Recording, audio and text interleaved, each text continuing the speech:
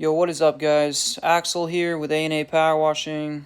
I basically wanted to get on this YouTube channel and create a channel where from day one you can see what it takes to do a pressure washing business, the ups and the downs. So basically my first month would have been just trying to get equipment. Like, I didn't actually start until yesterday. So Sunday was yesterday. So yesterday was my first customer.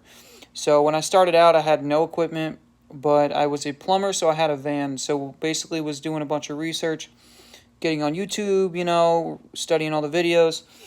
I went with a 4 gallon a minute machine, 4,000 PSI. PSI doesn't matter as much.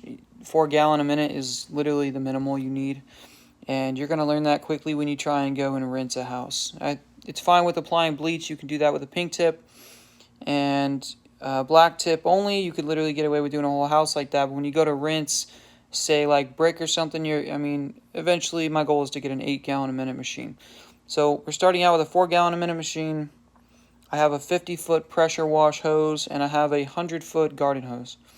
So I obviously need about another 150 feet of pressure washing hose because I'm literally hauling my machine around the house.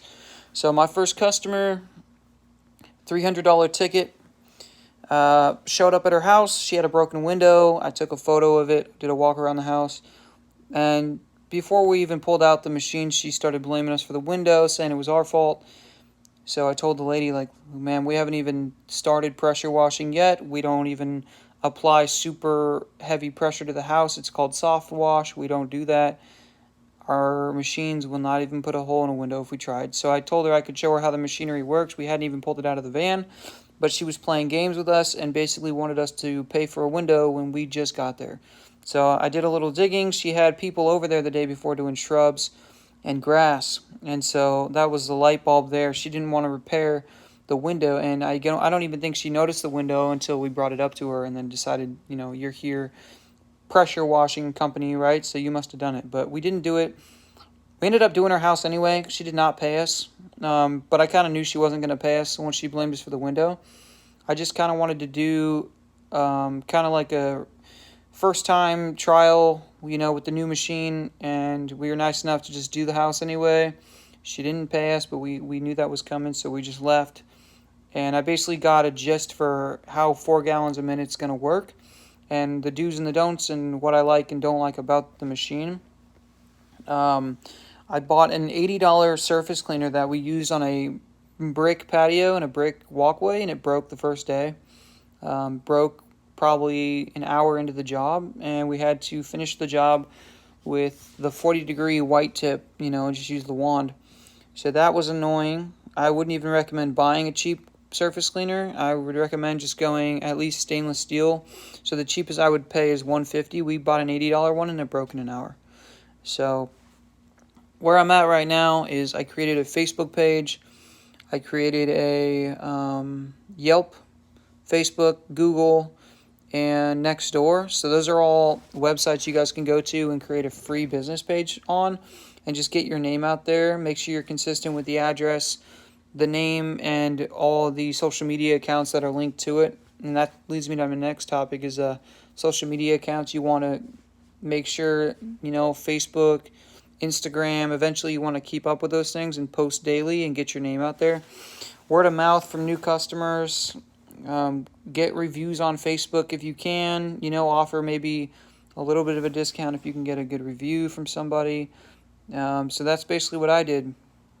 Reach out to your family and friends, let them know you're starting a new business and that you're available to clean houses. I still work. I just quit plumbing, so I'm going to be working a 9 to 5 and running this job on the weekends, and just doing what I can. And as soon as this thing takes off, I'm going to go full time with it. But it's a struggle. Like, it's been constant studying, trying to learn chemicals. First job didn't get paid. That was a nightmare. It took forever. It was a huge house. So make sure you know what house you're getting into. I asked for photos prior to showing up, but she never got them out to me. I did go on Google Satellite View to see the house, and I knew it was going to be a big house. But yeah, that was a $300 ticket we did not get, and lesson learned, I mean, I don't know. I feel like I did the right thing as far as going there, telling her about the window. You have to do a walk around or they're going to blame you for it. Anything you see, just point it out. So that was week 1, basically, if yesterday was my first client. So it's been rough. I wanted to quit. I've only been doing this, getting into it for about a month and a half, and I wanted to quit like 4 times already, I wasn't getting Facebook leads. I wasn't getting any responses on the posts. I've gotten about 5 people from a month ago when I started to now, about 5 people messaging me wanting a quote for the house or what it would cost to do the deck or the driveway. And I've only had 1 customer actually say, come and do the work, and it was that lady. So I'm coming to you at a time where Facebook ads aren't working, different things aren't working. So I keep seeing a lot of things on YouTube where these guys are making 40 grand a month and 30 grand a month, and just it's almost stressful to watch because you want to be there so bad, but you got to understand, like, we'll get there eventually. And my next step right now is I paid a company to run and build a website, and they're going to be running Google ads and stuff like that. I think it's important to put most of your money into marketing at first, and probably just rent the equipment, until you can get started, and then just rent when you get a job, and then save up for that 4-gallon, and then eventually save up for that 8-gallon. But marketing's really important. I was a software engineer. You have to market the crap out of it because you have to let people know you're there.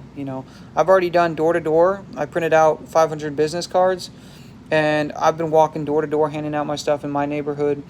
I have Facebook ads out. I have boosted posts out on Facebook, and I'll have my website up and running within 4 to 5 weeks. So if you do decide to go with a professional website being built, it takes a while because the code has to translate with Google, and it has to communicate with Google in such a way that Google likes your website, in a sense. So be patient. Let me know what you guys are doing. If any of you guys just started, it'd be cool to actually hear from you guys and basically figure out, do you already have customers, how long you've been in, if you've been in a week, what's doing the best for you as far as marketing goes and stuff like that. For me right now, it would be boosting a post. That's got me probably 3 messages so far. But this is brand new, guys. I'm going to live and learn and get better. So take care.